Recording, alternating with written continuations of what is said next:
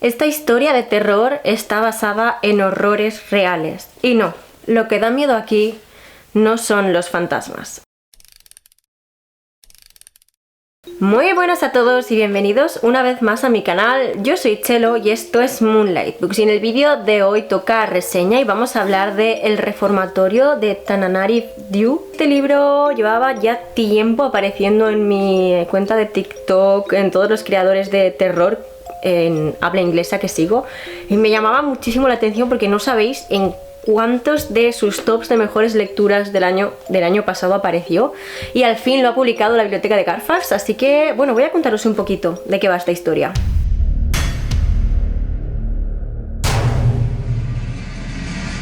Pues nada chicos, tal y como os he dicho, hoy toca reseña y vamos a hablar de El reformatorio, y como siempre esta reseña va a proceder como de costumbre.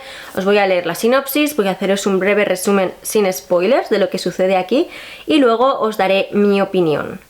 No creo que en este libro me vaya a hacer falta un apartado de spoilers, pero como siempre sería al final y pasaría el vídeo a blanco y negro para que no os comierais ningún destripe si es que todavía no habéis leído la novela. Vamos allá.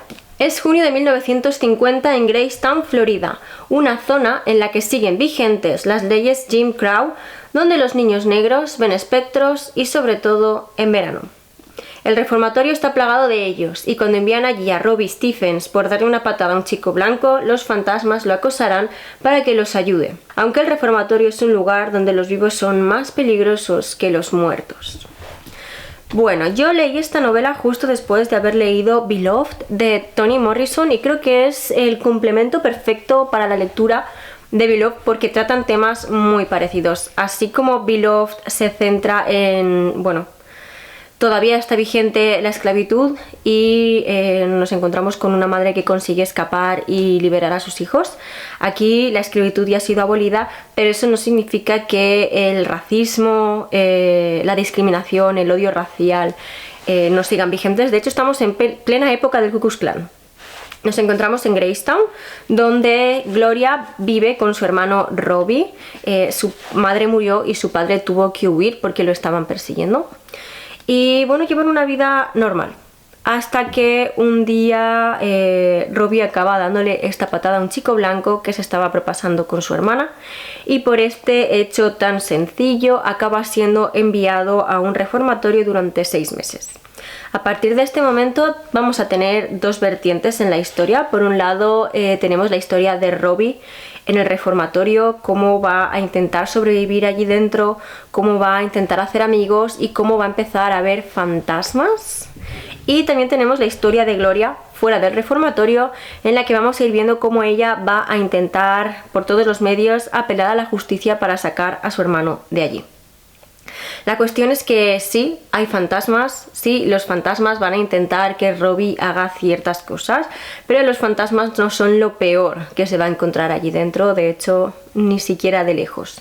En esta novela vamos a ir viendo de primera mano los horrores que se sufrían en estos lugares, porque este reformatorio fue real y hubo gente, muchos niños que murieron allí.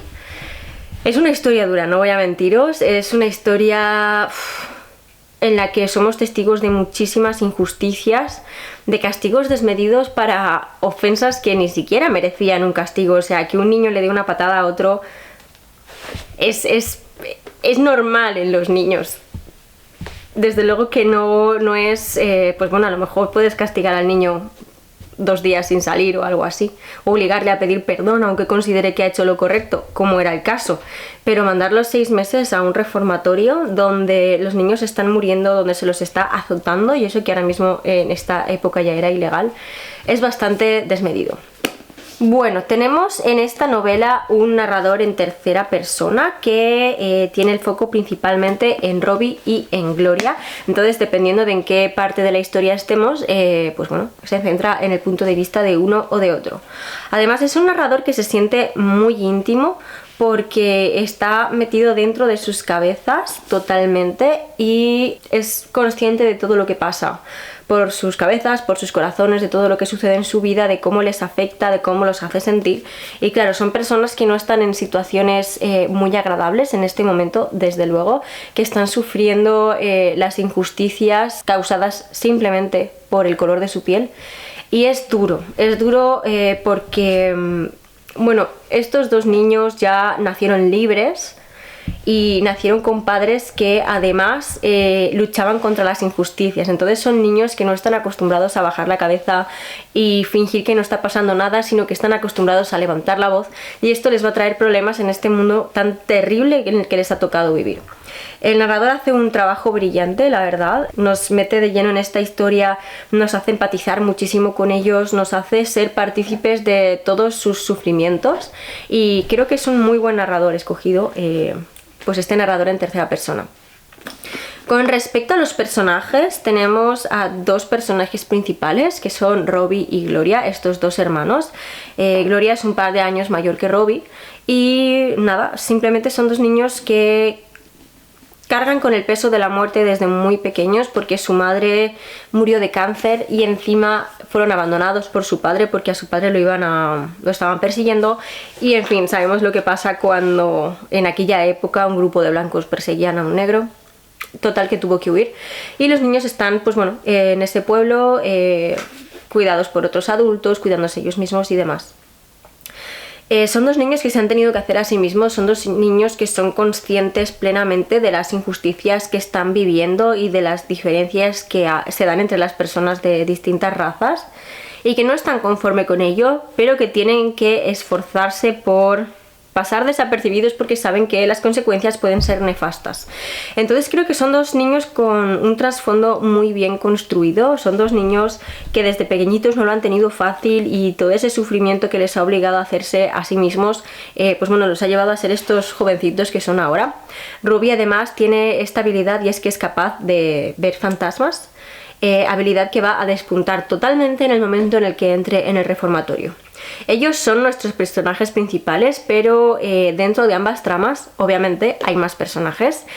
Por parte de Gloria nos encontramos con la señoroti, que es como una especie de tía política, por así decirlo, una señora que se encarga de ellos, que los cuida, los hijos de esta mujer, vamos a ir viendo cómo va hablando con ciertos abogados y demás. Pero lo más interesante realmente sucede dentro del reformatorio, donde vamos a ver qué es lo que le va sucediendo a Robbie y a los otros niños a los que va conociendo, los amigos que hace, los enemigos que hace, y sobre todo los fantasmas. La parte del reformatorio no es fácil, porque es una parte que está cargada de injusticias y de violencia salvaje. Mueren muchos niños ahí dentro. No es una historia fácil de leer, desde luego.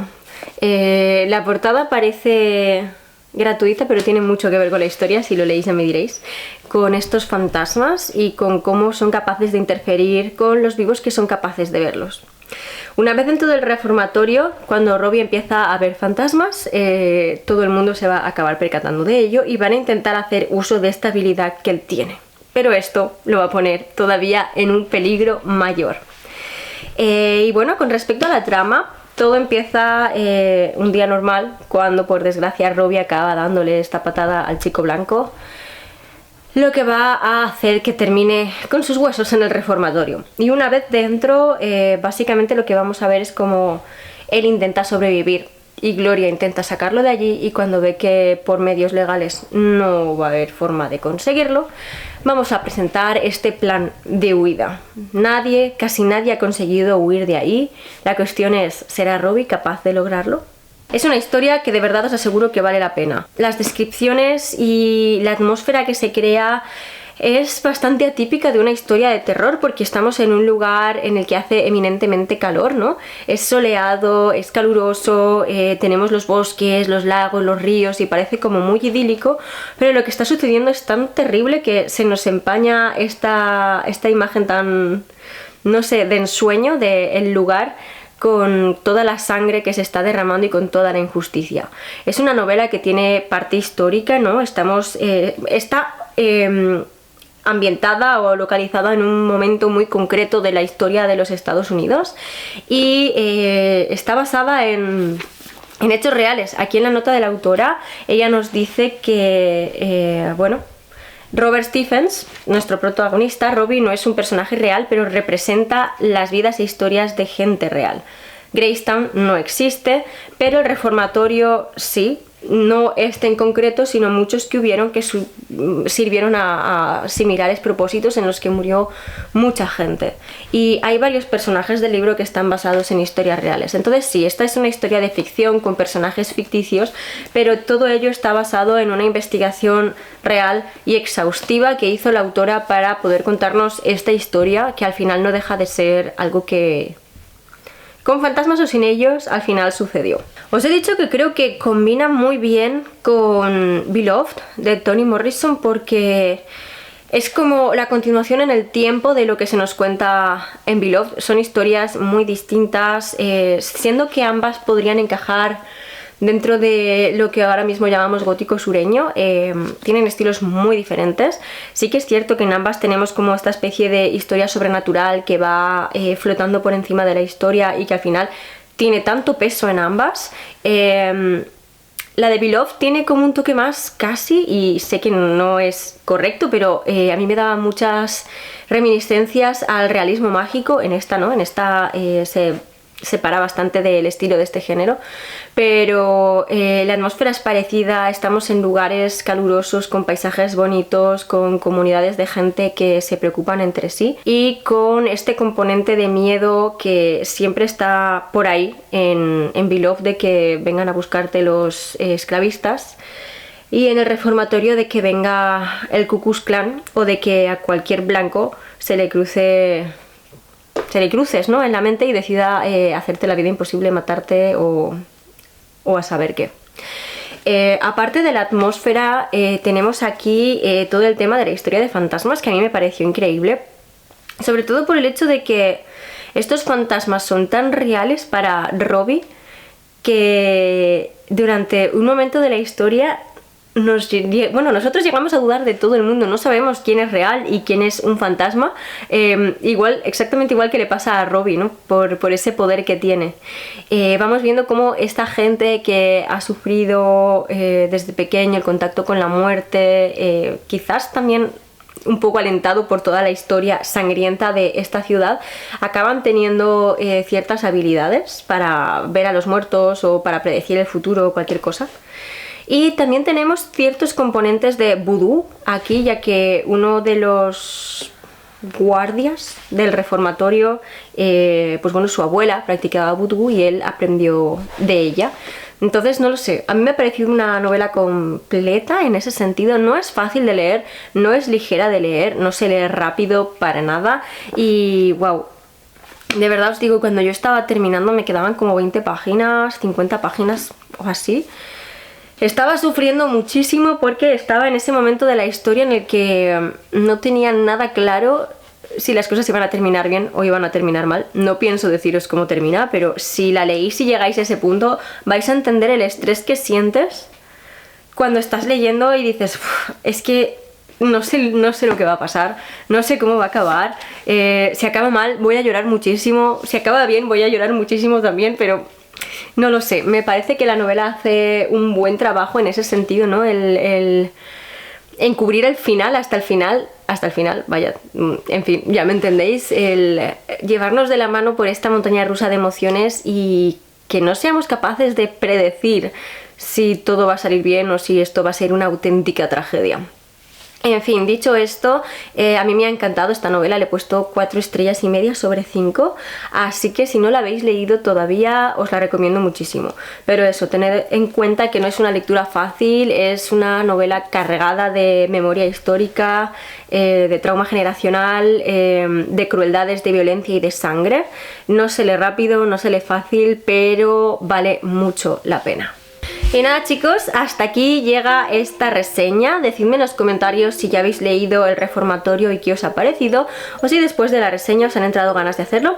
Y ya que estamos, dejadme también este emoji en los comentarios para que sepa que sois de los que aguantáis hasta el final del vídeo. Con esto terminamos la reseña del reformatorio. Espero que os la apuntéis para leerla si es que todavía no lo habéis hecho. Y eso es todo por hoy y yo me despido hasta el próximo vídeo.